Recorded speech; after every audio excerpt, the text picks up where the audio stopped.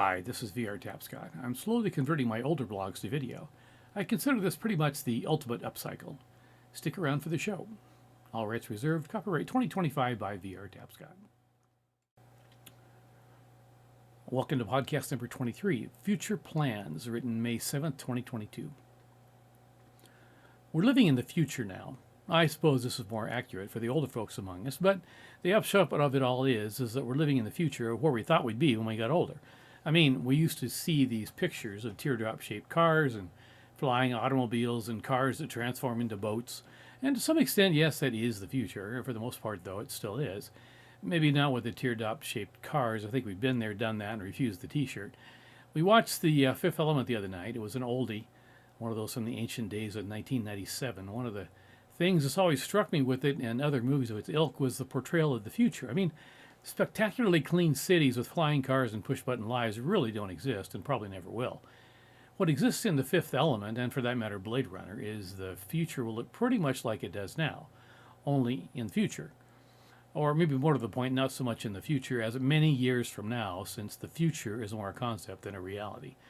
I think it's like a lot like credit card debt. We continue to throw ourselves into buying things with money we don't have until tomorrow because we think we'll have more tomorrow. We'll always have more tomorrow. We'll always have more money, more cleanliness, more neat stuff in the future. I got news for you. The future never comes. If you look around you now, as I said, we're living in the future. And yet, is it really that different than it was in 1950? I mean, sure, we have miracle phones that can take pictures with and send messages with and make portable calls with.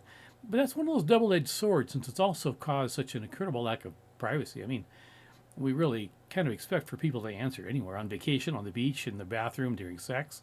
Is that a good thing? Maybe not so much. Personally, I'm planning on taking my phone and chopping it into little bits with an axe when I retire. I probably won't, as it's a useful tool, but it's a tempting image.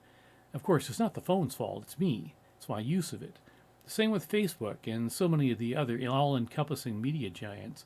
Nobody forces us to spend hours a day reading about other people's lives, other people's thoughts, their opinions. They're mostly unfiltered and in real time.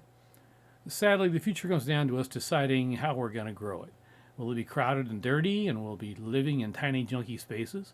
Will more and more of us escape into virtual reality to get away from real reality?